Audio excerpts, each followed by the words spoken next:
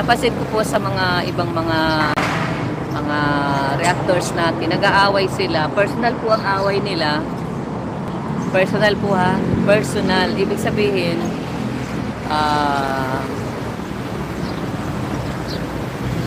mga issue-issue ng kanilang mga buhay.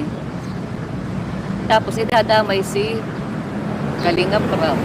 Babanggitin si Ruel.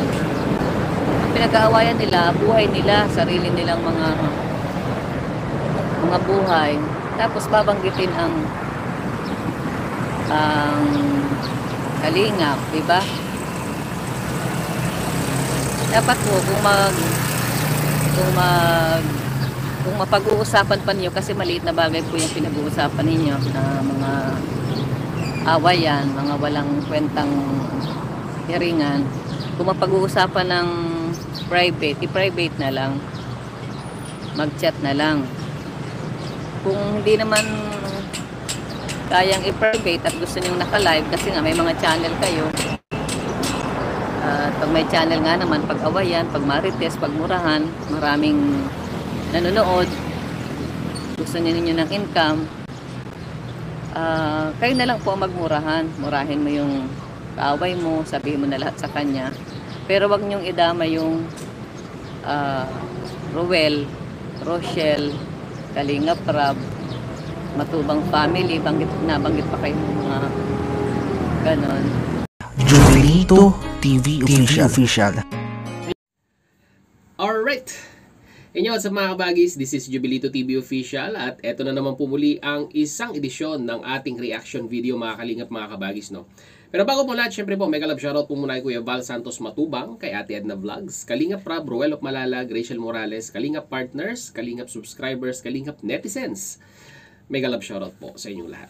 So ito na nga, mga kalingap at kabagis, no? For today's reaction video, gawa lang po natin ng reaction at pagbibigay po ng opinion dito nga po sa trending issue sa mundo po ng kalingap, na kung saan, mga kalingap, mga kabagis, ay nadadawit po ang pangalan po, ang pangalan ng ina ng kalingap na si Ate Edna Vlogs. To give you a brief context regarding po dito sa issue na ito, mga kalingap, mga kabagis, sa mga hindi pa po nakapanood sa live ni Ate Edna Vlogs, a day before, kung di po ako nagkakamali, ay nag-live po si Ate Edna at normal na live na pagbibigay ng opinion sa mga current top events, ika nga, or current topics na bumabalot sa mundo ng kalingap. At dito po ay nabanggit ni Ate Edna Vlogs ang patungkol sa mga reactor, no, na claiming na sila po ay defender ng Kalinga Prab, ng Ruel of Malalag, ng Rachel Morales. So ibig sabihin, kiniklaim nila na sila ay tagapagtanggol at sila ay masasabi nating ipinaglalaban ang tama sa kanilang sariling pananaw. Yun na lang po yung pinaka-the best na pwede po nating masasabi dito sa mga ito. Kaso nga po, mga kalingap, mga kabagis, ang nangyayari, nagiging personal. Itong mga reactor na ito ay may mga kanya-kanya silang vendetta sa kapwa reactors, na kung saan ay nadadawit po ang community ng kalingap dahil bit-bit pa rin po nila sa kanilang sabihin na nating opening remarks, sa kanilang mga rebuttal, ang salitang kalingap.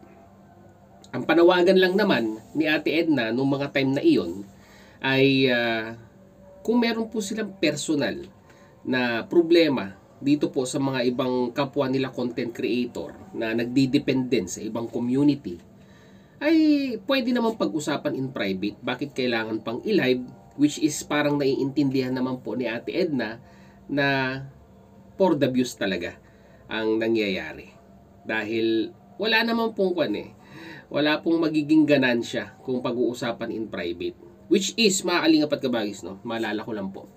Noon na may existing rules yan na bawal makipag-away sa kapwa reactors, na kailangan marisolba pag-usapan in private. Pero as of now, ang nangyayari ay talagang kanya-kanya po silang batuhan ng kamatis at pataasan ng kanilang mga ihi. Yun po yung nakakalungkot na part doon. Hindi na po sila nagpapaawat, at pag inaawat mo ay baka madamay ka pa sa issue nila at dawit ka sa gulo na pinag-aawayan nila. So doon po nagsimula yon, yung sa simpleng panawagan ni Ate Edna Vlogs na claiming na pinagtatanggol ang different community ng Kalingap. Tapos personal naman po ang laman ng kanilang content, na kung minsan ay pati po ang thumbnail, no? Pati po ang thumbnail, ang title sa thumbnail ay related sa Kalingap community, pero ang subject or ang pinag-uusapan po ay out of the topic, ika nga. Personal na awayan na nila ang pinag-uusapan nila sa kanilang mga live streaming or sa kanilang mga video content na yon. Yun po yung ayaw na ayaw ni Ate Edna, mga Kalingap at Kabagis. At dahil nga po dito ay syempre po nabuhay na naman po ang mga keyboard warrior, ang mga bashers ng Kalingap, na kung saan ay talagang hinahanapan po nila ng butas ito pong si Ate Edna regarding po dun sa mga ikinoment niya or sa reaction niya regarding po din sa mga reactors na nagbabangayan. At ito pong live ni Ate Edna ay nagawan na po ng reaction ni Marzano TV. Shoutout sa iyo, bro. At itong si Sir Bobby TV naman ay nireactionan niya yung reaction ni Marzano TV. So, napansin niya ni Ate Edna, mga Kalingap, mga Kabagis, no? Na kung saan, syempre po, sa comment section ay andyan po ang mga keyboard warriors or yung mga anti-Kalingap, ika nga, na masasabi po natin hindi naman po talaga sumusuporta sa Team Kalingap. At dito nga ay may mga nagko-comment at may mga nagsasabi na talagang ito nga daw pong si Ate Edna ay matabang ang pakikitungo kay Ruel of Malalag. Dahil nga daw po sa mga puntos na gusto po nilang i-highlight. Unang-una po sa lahat, bakit daw po itong si Ate Edna ay hindi po pumunta yan sa kubong ipinagawa ni Ruel of Malalag. Biruin nyo yun, mga Kalingap at Kabagis. Napapansin pa nila yung mga ganong bagay. At pangalawa, ay bakit daw po ito pong si Ate Edna sa mga ribbon cutting ng mga pabahay ni Ruel of Malalag ay hindi rin po sumasama. So, dito po sa pangalawang sabihin na nating live streaming ni Ate Edna Vlogs, no, nagkaroon siya ng rebuttal dito po sa mga keyboard warrior na ito, na mga anti-Kalingap, na kung saan ay sinagot niya po ang totoong dahilan kung bakit po hindi po siya nakakasama sa mga ribbon cutting sa kubo ni Ruel of Malalag, no. Let's admit to the fact, no, mga Kalingap, mga Kabagis, no, sa mga kababayan po natin dyan na sumusuporta. Alam ko po na pagdaanan nyo rin po once in your life or siguro po hanggang ngayon ay kahit sabihin po natin na meron na po tayong pamilya, ay inaasam-asam pa rin po natin yung me time natin. Yung mapag-isa tayo. Yung gusto natin tayo lang. Ikaw lang. Sabi nga nila, against the world, ika nga, no? So parang ganun po ang gustong i-imply ni Ate Edna regarding po dito. Dahil sabi niya nga po, napaka-importante ng oras sa kanya. 'Di ba? May mga tao pong ganun na kung saan ay talagang clock precision ang bawat schedule ng kanilang buhay, mga Kalingap, mga Kabagis, no? Na kung saan ay lahat po ay ibinabase nila at hindi, parang feeling nila ay hindi po sila nagiging productive kung hindi po sila nakakagawa ng mga bagay-bagay sa isang araw. So ganun po sa nakikinita ko po si Ate Edna, na kung saan ay talagang mas prepare niya pa na ikonsumo yung mga araw na idle po ang Team Kalingap at dinidiversify niya ang mga oras na iyon sa mga ibang bagay, no? Katulad po ng sabi niya nga po, pagtatanim, paglalaba, kung ano yung mga bagay-bagay na hindi niya nagagawa dahil alam naman po natin na pag ito pong si Kuya Bal ay umaalis ay lagi pong kasama si Ate Edna. 'Di ba? Mga Kalingap at Kabagis, no? Kumbaga ayun na yung pagkakataon ni Ate Edna na magawa yung mga bagay na gusto niya. 'Di ba? Yung mga time na sila Kuya Bal Santos Matubang ay pupunta nga doon sa kubo ni Ruel of Malalag, no? At saka ano pa nga pa daw po ang dahilan kung bakit pa siya pupunta doon sa kubo ni kubo ni Ruel of Malalag, eh. As of now, si Ruel of Malalag ay nasa poder pa rin po nila Kuya Bal Santos Matubang. At may interaction pa rin sila sa araw-araw. 'Di ba? Nakakalungkot lang mga kalingap at kabagis dahil nga po talagang kahit ano pong kagandahang bagay ang ginagawa mo sa mundo ng kalingap, no? Ay talagang nasisilipan at nagagawan po nila ng issue.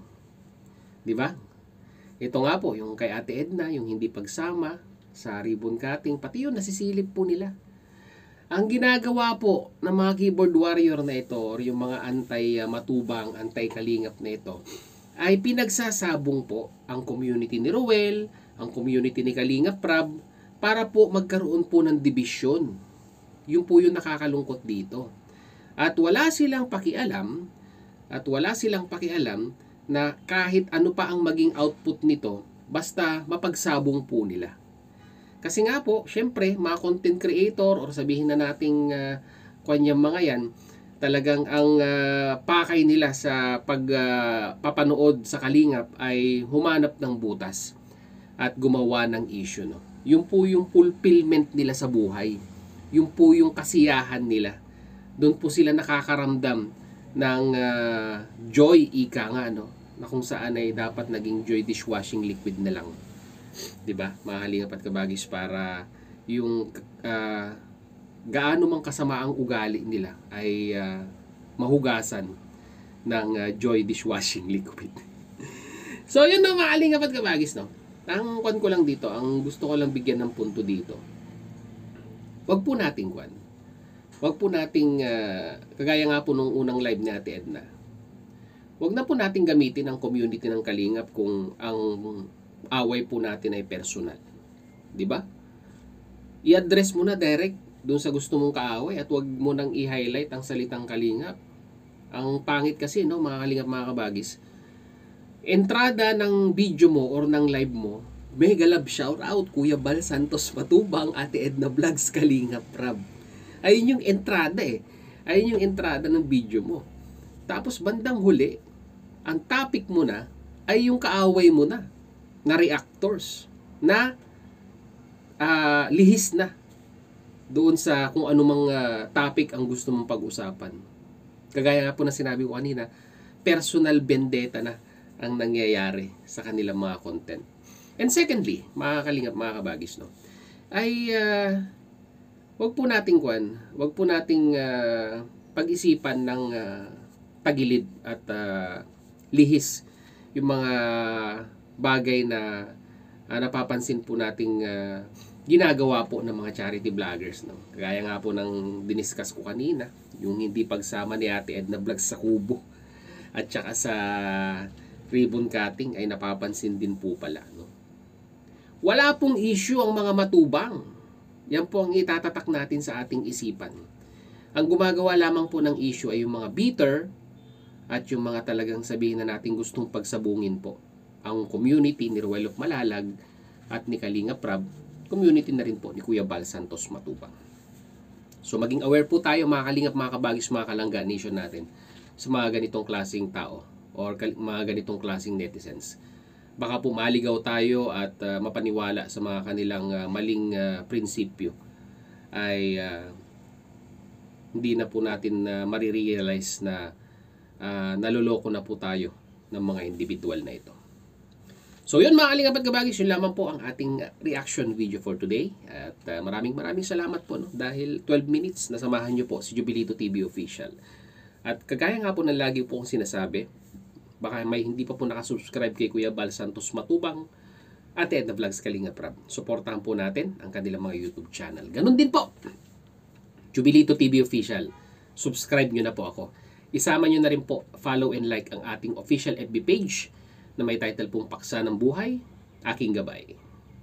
So hanggang dito lang, mga kalingap at kabagis. Once again, this is Jubilito TV Official, proud member po ng Team Cause. At proud member din po ng Karepa Year 2024. As I always say, mga kalingap and kabagis, peace, God first. God bless po. Babush!